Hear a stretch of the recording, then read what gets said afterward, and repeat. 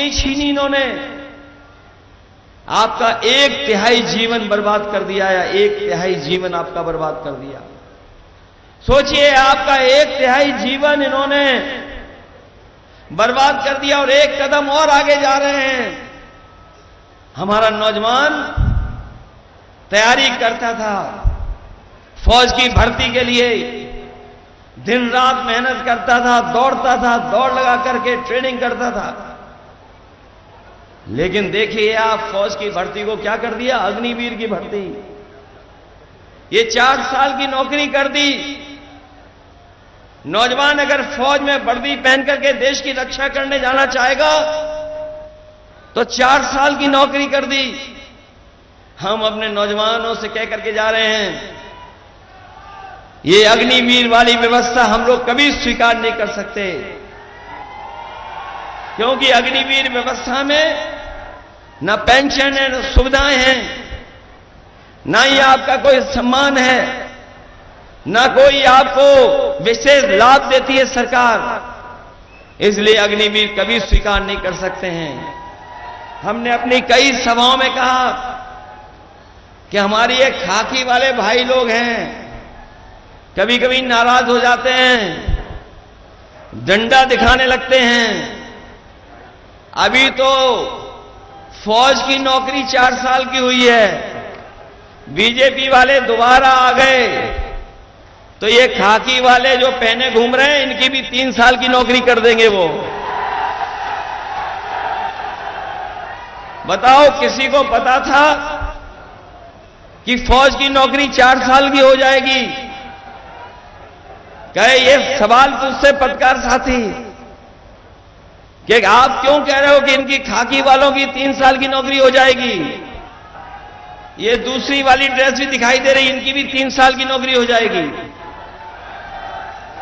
मैंने कहा कि बताओ, अग्निवीर किसी को पता था क्या? किसी को पता नहीं था कि अग्निवीर व्यवस्था लागू हो जाएगी। 4 साल की नौकरी कर दी। बताओ, किसी को पता था कि नोटबंदी हो जाएगी? इसीलिए हो सकता है सरकार कोई भी फैसला ले ले, इसलिए सावधान रहिए। मतदान के साथ साथ आपको सावधान भी रहना पड़ेगा, क्योंकि जिन लोगों ने मन की बात की है उन्होंने कभी संविधान की बात नहीं की। जो मन की बात करते हैं वो संविधान की बात नहीं करते। हम लोग संविधान की बात कर करके संविधान को भी बचाना चाहते हैं। ये समुद्र मंथन की तरह कभी समुद्र मंथन हुआ था, ये समुद्र मंथन की तरह संविधान मंथन का चुनाव है। संविधान मंथन का चुनाव है। एक तरफ वो लोग हैं जो संविधान को हटाना चाहते हैं, संविधान को खत्म करना चाहते हैं। हम लोग वो लोग हैं, इंडिया गठबंधन समाजवादी लोग, जो संविधान की रक्षा करना चाहते हैं। बताओ, आप लोग संविधान की रक्षा करना चाहते हो कि नहीं चाहते? ये एक तरफ संविधान के रक्षक लोग और दूसरी तरफ संविधान के भक्षक लोग हैं। जो लोग कहते थे कि उनकी डबल इंजन की सरकार है, इनके बड़े बड़े होर्डिंग देखे आपने? अब होर्डिंग से एक इंजन गायब है। जो बड़े बड़े होर्डिंग लगे हैं उससे एक इंजन गायब है।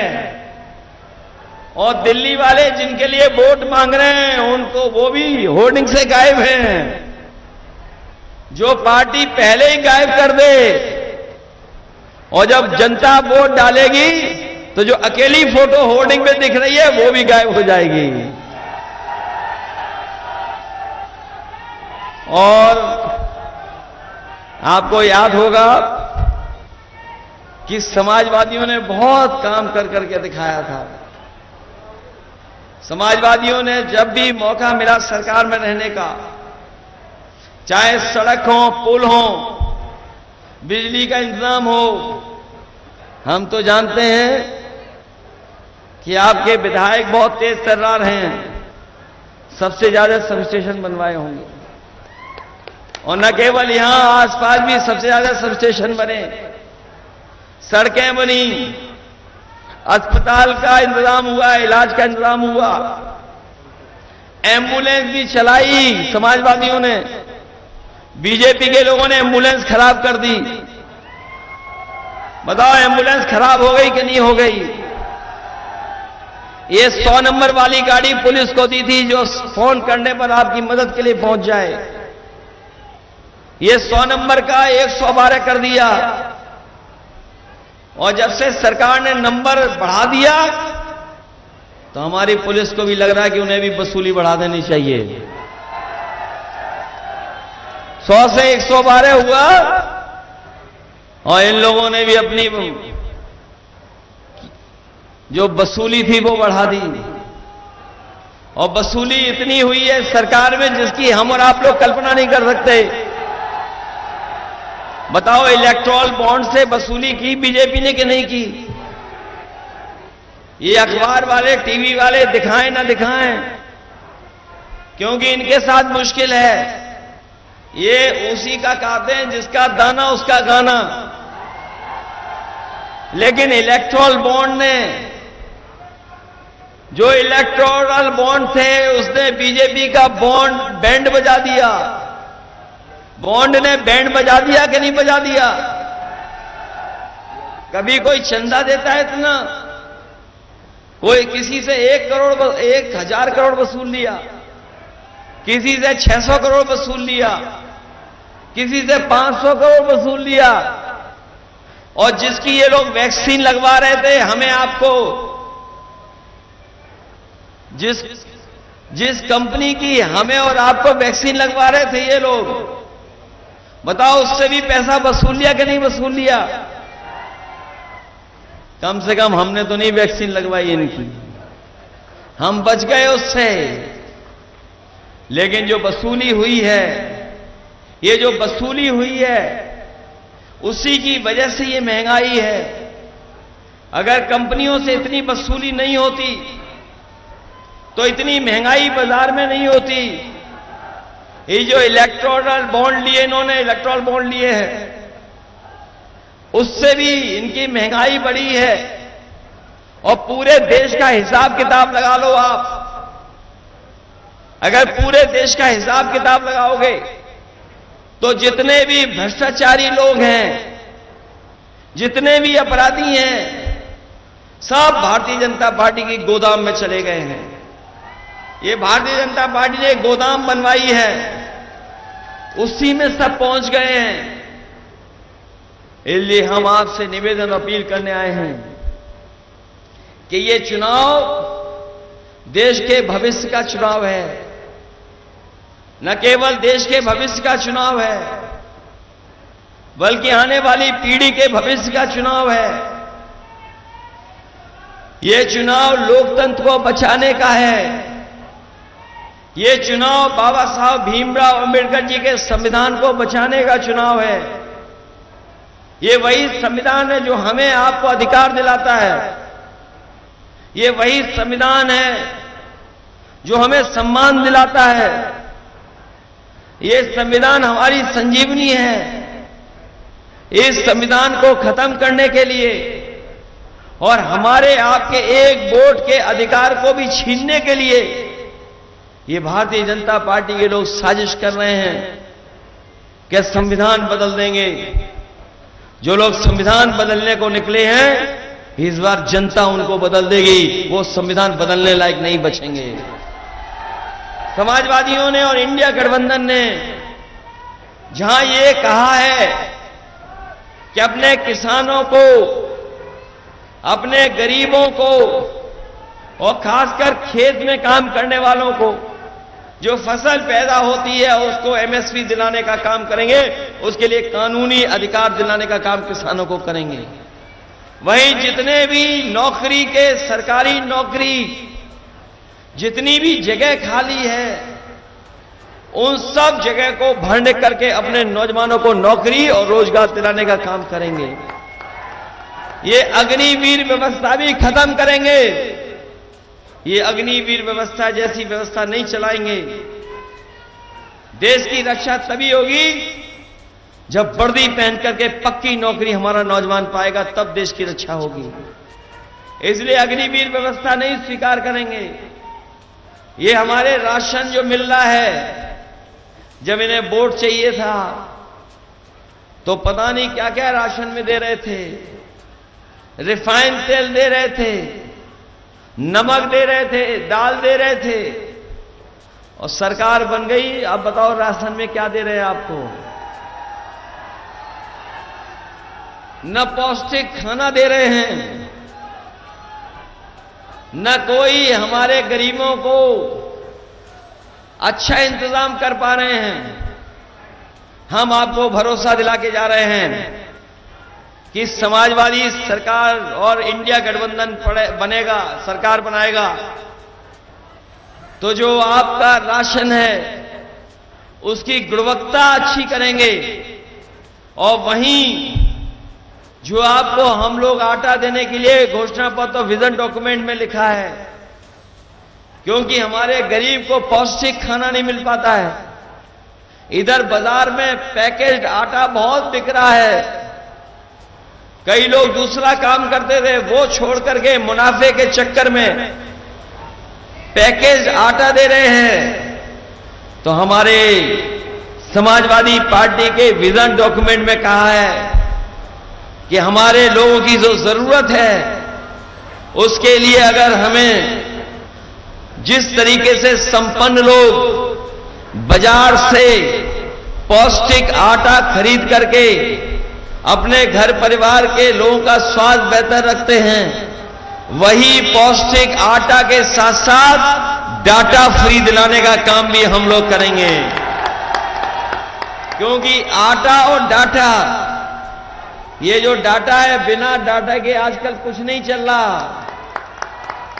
ये जो मोबाइल लिए चल रहे हो, कभी फ्री आए थे और फ्री आने के बाद सब पे बिल लग गया। समाजवादियों ने बताओ लैपटॉप बांटे थे कि नहीं बांटे थे? किसी के गांव में है लैपटॉप जो समाजवादियों ने दिया? वो आज भी चल रहा होगा, आज भी बंद नहीं हुआ होगा। और जब समाजवादियों का दिया हुआ लैपटॉप आप लोग ऑन करते होंगे तो उसमें नेताजी और हम लोग ही दिखाई देते होंगे। वो अच्छे लैपटॉप दिए थे, बीजेपी ने नकल करके जो हमारा इतना बड़ा लैपटॉप था उसको इतना छोटा कर दिया, कुछ फोन दे दिया, स्मार्टफोन, और इतना घटिया दिया है कि चलाते रहो तो चलता ही नहीं है। इसलिए आज के समय पर जब बिल गेट्स आए थे अमेरिका के, अभी प्रधानमंत्री जी से बात कर रहे थे, जब प्रधानमंत्री जी से बात कर रहे थे अभी दिल्ली आकर के, उन्होंने कहा कि जो डिजिटल डिवाइड है, अमीर और गरीब के बीच में जो फासला हो गया पैदा टेक्नोलॉजी की वजह से, उसको दूर करना पड़ेगा। और हमें खुशी है समाजवादियों को कि जो लैपटॉप हमने कभी फ्री दिया था, आज अमेरिका के बड़े बड़े कई शहर अपने यहां गरीब लोगों को भी फ्री लैपटॉप दे रहे हैं। इसलिए जीवन के सुधार के लिए, सरकारी योजनाओं से लेकर के आपकी मदद के लिए, अगर हम लोगों को सरकार में आटा और डाटा फ्री देना पड़ेगा तो हम लोग देंगे। इसलिए मदद करिए।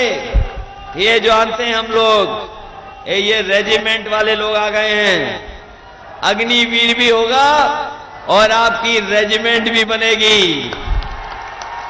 और रेजिमेंट के लिए आज से नियम कह रहे हैं, 2019 का घोषणा पत्र पढ़ना। हमने कहा था कि फौज की भर्ती में बहुत सारे लोग जाते हैं, बहुत सारी रेजिमेंटों की मांग है, तो आई रेजिमेंट भी बने और गुजरात रेजिमेंट भी बने, दोनों रेजिमेंट बने और पक्की नौकरी की भर्ती हो। ये हमारे नौजवान पक्की नौकरी चाहते हैं, इसलिए मदद करना आप लोग। हमारे जियाउर रहमान साहब हैं, जियाउर रहमान और इनके तमाम साथी हैं जो आज सहयोग और मदद करने के लिए आए हैं। इन सब की मदद करना, इनको जिताना, न केवल हमारे नेता और आपके बहुत लोकप्रिय नेता सफीउर रहमान बर्क साहब की श्रद्धांजलि होगी, बल्कि एक जो जिंदा दिल इंसान थे उनको याद कर करके आप एक एक वोट समाजवादी पार्टी के प्रत्याशी नौजवान साथी जियाउर रहमान को देने का काम करना।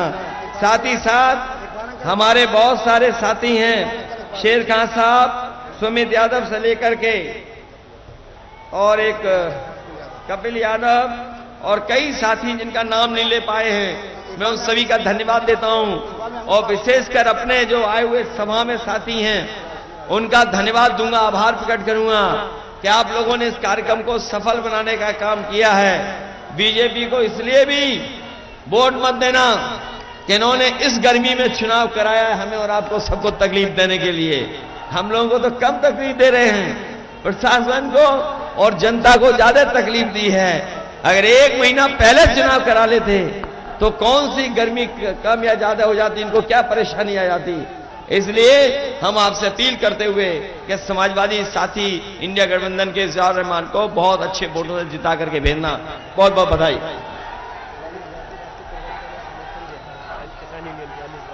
मैं अनिल गाजी जी का, अपना दल का, कांग्रेस पार्टी का और जितने लोग समर्थन दे रहे हैं हमारे किसान नेताओं बैठे,